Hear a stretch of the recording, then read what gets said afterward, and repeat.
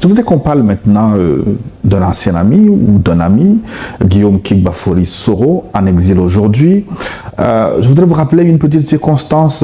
En son temps, quand vous étiez en exil, il vous demandait de ne pas jouer au fugitif et de rentrer au pays pour faire face à la justice.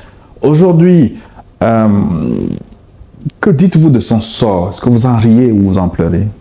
Mais avant, toujours l'histoire africaine nous enseigne dans nos lectures. Bonjour et bienvenue dans cette interview inédite sur la télévision panafricaine New World TV. Aujourd'hui, nous avons le plaisir de recevoir Charles Blé Goudé. Charles Blé Goudé s'exprime sur sa relation avec Guillaume Soro, l'ancien chef rebelle et Premier ministre, qui est aujourd'hui en exil. Quels sont les liens entre ces deux anciens leaders de la Fédération estudiantine et scolaire de Côte d'Ivoire, FECHI? Quelle est leur vision de la réconciliation nationale? Quels sont leurs projets pour l'avenir du pays? Une interview exclusive, riche en révélations et en émotions, à ne pas manquer. Je voudrais qu'on parle maintenant d'un ancien ami ou d'un ami, Guillaume Kigbafori Soro, en exil aujourd'hui. Je voudrais vous rappeler une petite circonstance. En son temps, quand vous étiez en exil, il vous demandait de ne pas jouer au fugitif et de rentrer au pays pour faire face à la justice. Aujourd'hui, que dites-vous de son sort? Est-ce que vous en riez ou vous en pleurez? Mais avant, toujours l'histoire africaine nous enseigne dans nos lectures. Lorsque Nelson Mandela sort de prison, les jeunes de l'ANC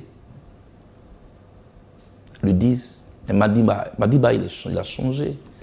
Mais Madiba, il a conclu un deal avec les Blancs. » Il y en a qui disaient que Madiba a trahi la lutte. Mais ce que Mandela voulait, c'était le bonheur des Sud-Africains. Martin Luther King aux États-Unis se battait pour le droit civil des Noirs. On disait que le système blanc lui avait offert des cardiaques et qu'il avait trahi la lutte. Mais c'est Martin Luther King qui se battait. Donc la plupart des leaders, il y a toujours des légendes qui sont inventées autour d'eux. Ce qu'il faut faire, jugez-les à partir de leur démarche, jugez-les à partir de leurs actes.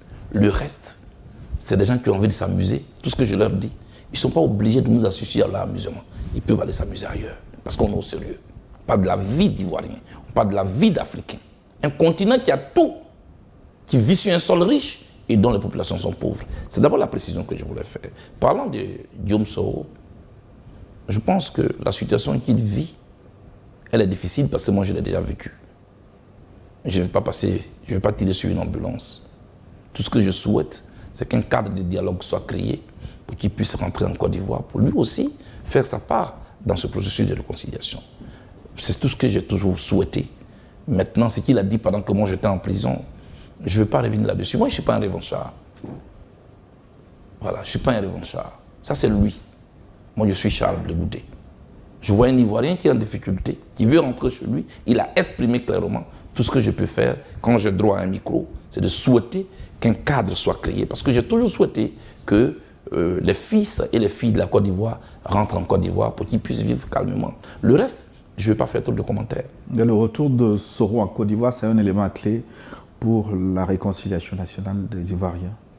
Non, je ne parle pas en termes d'éléments clés ou pas. Je dis, tout comme lui, beaucoup d'Ivoiriens sont à l'extérieur de la Côte d'Ivoire aujourd'hui, qui ont envie d'entrer, certains qui ont peur, d'autres qui ont eu d'autres habitudes à l'extérieur, d'autres qui sont en prison. Je souhaite qu'on tourne cette page pour mon pays. Mon pays a besoin de souffler, d'oublier ce moment difficile. Donc ce n'est pas un cas particulier dont je parle. Je parle globalement de ce qu'on doit faire pour qu'on tourne cette page. C'est mon souhait. Le Rwanda est passé par là. L'Afrique du Sud est passée par là. Même l'Europe est passée par là. C'est sur les cendres de la Deuxième Guerre mondiale que l'Europe a été bâtie. Je pense qu'on peut y arriver aujourd'hui. Je vous ai pris tout à l'heure le cas de l'Allemagne et de la France. L'Allemagne a occupé la France. Mais aujourd'hui, ils ne se regardent plus en chaîne de faïence. Ils sont ensemble pour construire. Donc il y a un moment pour se battre, il y a un moment pour parler paix. Voilà. Il ne faut pas toujours chercher à avoir raison. Il faut chercher la paix. C'est le fait de chercher forcément à avoir raison sur l'autre qui est à la base des conflits. Moi, je souhaite qu'on tourne cette page pour mon pays. La Côte d'Ivoire est un pays qui est important en Afrique de l'Ouest. Regardez autour de nous. Regardez autour de nous. Je souhaite que la Côte d'Ivoire ne sombre pas. Et c'est pourquoi je me bats pour ne pas être belliqueux. C'est pourquoi je me bats pour être un pont. Voilà. C'est pourquoi je me bats pour être l'aiguille qui va recoudre ce qui a été déchiré. C'est la mission que je me suis librement donnée. Ouvrons le chapitre de votre parti politique maintenant, le COJEP, le Congrès panafricain pour la justice et l'égalité des peuples.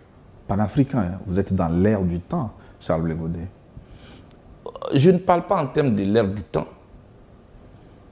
Peut-être que nous sommes nombreux à parler de panafricanisme aujourd'hui et à agir. J'ai été sanctionné par l'ONU en 2005-2006. Pour l'incitation à Pour la avoir haine. pris un matelas pour aller devant le 43e BIMA, qui est la base militaire française en Côte d'Ivoire. En ce moment, beaucoup d'Africains ne me comprenaient pas. Dans beaucoup d'Africains, on me traitait de petits voyous et autres. Donc, je ne suis pas dans l'ère du temps. Beaucoup m'ont rejoint, toute modestie mise à part.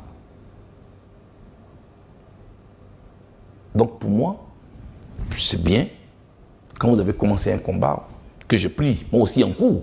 Parce qu'il y a nos pères qui l'ont commencé. Je parlais de Kwame Nkrumah, je parlais de Patrice Lumumba. Seulement, aujourd'hui, Olympio. Donc, je pense que aujourd'hui, Thomas Sankara aussi, je pense que il faut que l'Afrique comprenne qu'elle peut être le pôle. Tout le monde dit que l'Afrique est une terre d'opportunité, est une terre d'avenir.